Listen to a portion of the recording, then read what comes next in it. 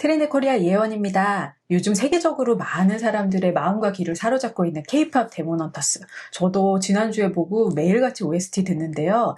오늘 이순진 박사님 모시고 캐데몬에 대해서 이야기 나눠보겠습니다. 실제로 진짜 인기가 많긴 많더라고요. 그래서 기록적이긴 하죠. 네, 수치가 상당하더라고요. 네, 지금 넷플릭스 공식 사이트 투룸에 따르면은요, 6월 20일 이 영화가 공개가 되었는데, 공개 하루 만에 미국, 영국, 호주, 일본, 프랑스, 독일 총 22개국에서 영화 부분 1위를 차지했고요. 그리고 3일째 31개국, 그다음에 4일째는 무려 41개국에서 1위를 기록했다라고 합니다. 네, K-팝 데몬 헌터스의 내용에 대해서 간단히 소개 부탁드립니다. 이게 K-팝 아이돌을 다룬 첫 해외 이제 애니메이션이잖아요. 근데 내용은요, 악령들로부터 걸그룹이 악령을 퇴치하는 건데, 상대 팀도 있어요. 이제 사자 보이즈라고 해서, 이 헌트릭스는 무당을 오마주했고요. 그다음에 사자 보이즈는 이제 말 그대로 저승사자를 이제 오마주했다라고 합니다. 그러니까 한국적 색채가 굉장히 강한 영화라고 볼 수 있죠. 네, OST의 인기도 상당하다고 들었습니다. 계속 들으셨다고. 네, 맞습니다. 네, 맞아요. 빌보드 핫 100에 7곡이 지금 올라와 있다고 하고요. 스포티파이 같은 경우는 미국 차트에서 1위에 지금 집권하고 있습니다. 네, 그러면 K-팝 데몬 헌터스 내용 안에 한국적인 요소들은 어떤 것들이 나와 있나요?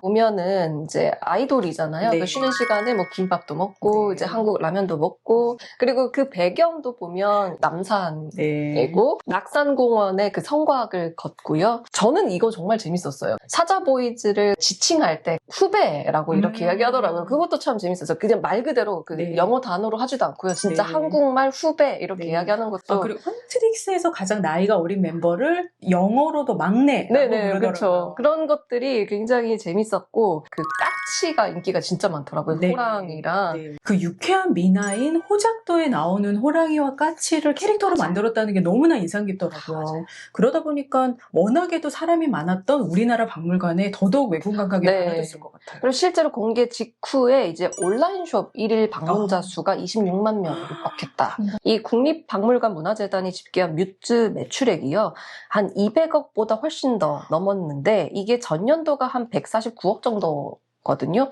그러니까 무려 42%나 증가한 거니까 그냥 단순히 어떤 전통 상품이 잘 팔렸다가 아니라 이 전통의 요소를 굉장히 사람들이 좋아할 만한 트렌드 요소를 잘 반영해서 판매하고 있는 어떤 현상이라고 생각했습니다. 네.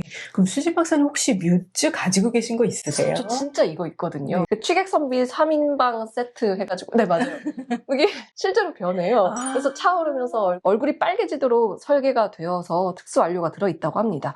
근데 지난해 요게요, 6만 개가 팔렸고 매출액도 15억 정도에 달했다라고 합니다. 네, 그 외에도 매진된 제품들이 많아서 한정판 느낌이 많이 들어요. 네, 맞아요. 특히 그 방가사유상 미니어처는 누적 판매량이 뭐 3만 7천여 개를 넘었고, 이 조회수만 한 10만을 돌파한 엄청난 핫템이었고, 제가 살펴보니까요, 이 국립중앙박물관 올해 1월부터 6월까지 관람객 수가 270만 8,892명. 지난해 같은 기간보다 64.2%가 늘었다. 진짜 어마어마한 수치인 것 같습니다. 네, 지금 말씀 주신 여러 전통적인 것이 좀 더 프리미엄화되는 것을 소위 말하는 K-헤리티지라고 부를 수 있는 것 같은데요.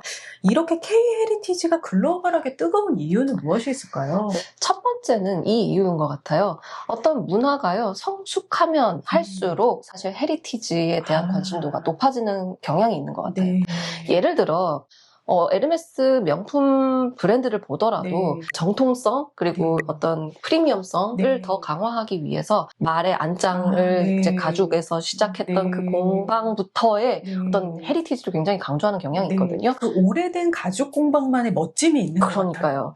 그런 것처럼 이 역사성 자체를 가지면서 하나의 가치를 연결하는 경향이 바로 이 헤리티지에 대한 관심도가 높아지는 건데, 그 캐데몬의 글로벌 흥행 속에서 제가 느꼈던 거는 K-팝, 뭐 K-뷰티, K-푸드 뭐 엄청나잖아요. 그 가시적인 어떤 트렌드한 제품, 서비스에 대한 관심을 넘어서 어떻게 보면 이 K-문화의 성숙도가 조금씩 더 진행해 가는 과정 속에서 캐데몬의 인기가 팍 터지지 않았나? 라는 생각도 해봤습니다. 네, 특히 요즘은 우리의 헤리티지, 우리의 전통이라는 것이 현대적으로 사용하거나 현대적에도 굉장히 실용적인 면을 많이 담고 있는 것 같아요.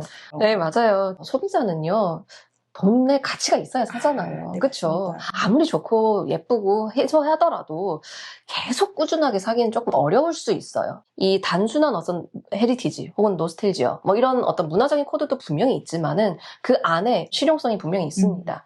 뭐 예를 들어 백제 금동 대학로 같은 미니어처는요, 실제 향로로도 쓸 수 있고 석굴암 조명 같은 게 있대요. 그것도 실제 인테리어적인 요소도 있다라고 네. 하는 것처럼 이게 현대인의 라이프 스타일에 딱 맞춰서 실용적인 면모를 좀 보여주는 건데, 캐데몬도 마찬가지인 것 같아요. K적인 요소들이 있고 헤리티지 있지만 음악이 좋잖아요. 재밌잖아요. 맞습니다. 네. 이게 실용적인 면모가 꼭 반영이 돼야 한다라는 점을 어떻게 보면 두 번째 요소라고 생각을 했습니다. 네, 굉장히 의외인 게요. 사실 지금처럼 과학기술과 AI가 발달된 시기가 없고, 또 그 무엇보다 불확실성이 너무나 많이 표출이 돼서 우리 마음속에 불안들이 많은데요.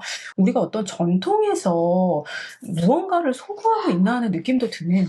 이게 또 심리적인 면모를 좀 봐야 되는 게요. 자기의 현재 상황의 불안도가 높아질수록 자기의 근원을 좀 찾고 싶어하는 심리적 근원성이 있다고 전 생각을 하는데, 속도도 중요하지만 자신의 근원, 자기의 어떤 뿌리, 화려함보다도 어떤 본질, 약간 전통 문화가 위로가 되는 거죠. 약간 이렇게 너네가 뿌리가 있어. 근원이 있는 존재야. 뭐 약간 이런 것까지 좀 해석을 해볼 수 있지 않을까라는 생각도 해봤습니다. 우리 정신 속에 기반이 되어주는 것 같습니다. 그렇다면 이러한 흐름들에서 우리가 조금 더 고민해보거나 앞으로 어떻게 될지에 대해서 어떤 생각을 해보면 좋을까요? 사실 저희 트렌드 코리아에서 너무 이미 작년에 잘 해주셨죠. 사실 올해 트렌드 키워드이기도 하고요. 이 K 그라데이션이라는 이 키워드를 저도 굉장히 공감을 하고 중요하다고 생각하는 게, 예를 들어 캐데몬 보면서 되게 재밌었지만 흥미로웠던 장면 중에 하나가 그 왜 조이라는 여자 걸그룹 멤버가 보면 이제 사자보이즈의 한 멤버, 몸매 좋은 멤버를 복근을 보면서 눈이 이렇게 옥수수로 변하고 약간 팝콘이 막 튀기는 장면이 나와요. 사실 처음엔 좀 이해가 안 됐어요. 이게 무슨 뜻이지? 네. 약간 한번 생각하게 되더라고요. 왜냐면은 우리 한국인에게 복근 하면은 사실 약간 초콜릿 복근이 먼저 네, 떠오르거든요. 맞습니다. 그래서 네. 눈이 초콜릿으로 돼야 하지 않나라는 생각을 해봤는데, 옥수수가 되어서 약간 미국적인 정서구나라는 생각을 했었거든요. 그런 것처럼 어떻게 보면은 이 캐데몬이 한국인이 만든 건 아니잖아요. 그리고 한국 제작사도 아니고요. 그러니까 우리가 그럼 그거를 뭐 지적해야 되냐? 뭐 그거 한국 아니니까. 뭐 이건 또 아니잖아요. 네. 이게 어떻게 보면 K 그라데이션의 어떤 표상이라고 생각을 했습니다. 맞습니다. 어떻게 흑백 논리가 아니고요. 이건 한국 거, 이건 저거 거. 이게 아니라 문화는 사실 그렇게 할 수가 없잖아요. 네. 그래서 그라데이션으로 생각해야 된다라고 생각을 했고, 이게 기업 마케팅 전략에서도 좀 굉장히 중요한 것 같아요. 저는 좀 개인적으로 흥미롭게 생각했던 가장 최근의 사례가 LA 지점을 낸 그 카멜 커피였어요. 네. 카멜 커피가 처음에 저 기억하시나요? 2019년도에 한국의 매장 오픈 당시 굉장히 화제가 됐던 메뉴가 하나 있었거든요. MSGR이 있었어요. 이게 미숫가루거든요. 근데 그때 욕을 엄청 먹었었어요. 우리 위대한 한글을 두고 너네 무슨 MSGR이냐. 네. 메뉴판이 너무 영문화되어 있다. 네. 어렵다. 막 이런 비판을 좀 받았던 기억이 있거든요. 네. 근데 역설이죠. 네. LA 지점에 내면서 가장 인기 있었던 메뉴가 MSGR이라고 합니다. 재밌죠. 네. 그런 게 어떻게 보면 좀 핵심적인 면, 그러니까 K 그라데이션의 어떤 우리가 좀 문화에 있어서는 좀 유연하게 받아들일 필요가 있지 않나라는 생각을 첫 번째 해봤고요. 그다음에 마지막으로 제가 꼭 말씀드리고 싶은 거는, 캐데몬이 이렇게 좀 파급력이 훨씬 더 글로벌하게 있었던 이유가 애니메이션이었기 때문에 있지 않았나라는 생각을 하는 게, 디지털화 되어 있는 컨텐츠로 굉장히 많이 소구가 되었다라는 점도 있었던 것 같아요. 그래서 이 K 헤리테지가 굉장히 잘 돌아가려면은요, 어떻게 보면 이 디지털 기술과의 결합, 그 현대성에 대한 고민도 필요해야 되는 것 같다라는 생각도 해봤습니다.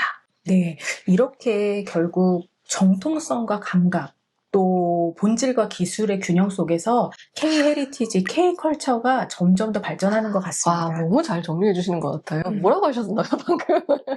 와, 네, 최고입니다. K컬처의 인기가 높아질수록 또 K만의 깊이도 점점 깊어지는 것 같습니다. 오늘 캐데몬을 통해서 K라는 것에 대해서 다시 한번 생각해 볼 수 있었던 시간이었던 것 같습니다. 오늘 감사합니다.